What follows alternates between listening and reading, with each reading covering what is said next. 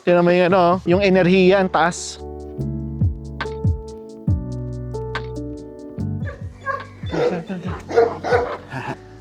Ito talagang maskulado eh.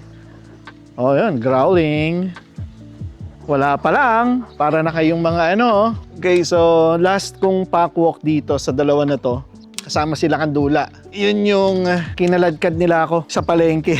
Ito, remembrance. Siyempre, hindi mo pwedeng pagsamahin sila Kandula at si Kim kasama si Lapu-Lapu dahil parang death wish yun dahil sobrang lalakas. Nung maliliit pa sila, pwede pa kasi tuta pa eh. Pero ngayon malalaki na, mahirap. So kaya ako naman ginagawa to ngayon na pinagsasama tong dalawa na to dahil silang mortal na magkaaway, di ba? Yung pack walk, makakatulong yun para ma-desensitize silang dalawa. Okay.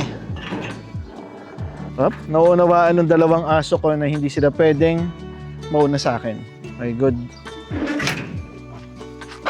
Tamo, ang lakas oh. Hindi mo na talaga mapipigilan to. Yeah.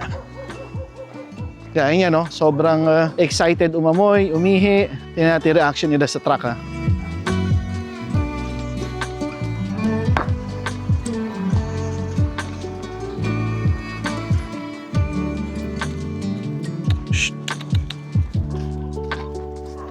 Normally, ito si Kim, pag nakakita na ng aspin na ganyan, ano na to? Ayan o, ito may itsura niya.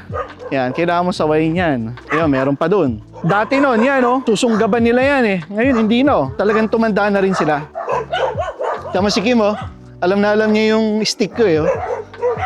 O, ayan, ganun din o. Pag nag-a-advance, yan o, stick lang. Si Lapu-Lapu nasa kanan, hindi ko masyado sinasaway, gaganyanin ko lang yan na stick eh. Baka yung iba nagugulat o naaawa pag medyo tumutunog yung stick ha. Ayan o, gaya yan o. O, tumutunog, di ba? Umiiwas. Hindi kayo pwedeng maawa dyan kasi etong mga to, kahit kagat pa ng alabay na ilan, at saka ilang kanggal ang kumagat dyan, kayang-kaya ng balat nila yan.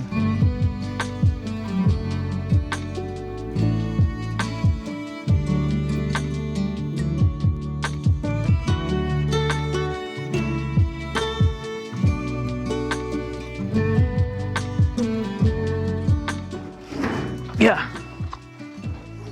Okay, pasok. Ang pagbabalik niyan, isa-isa. Hindi pwedeng sabayan. Kasi itong dalawa na to, ano talaga dito, mga siga to. Kaya kailangan pag binalik mo, isa-isa.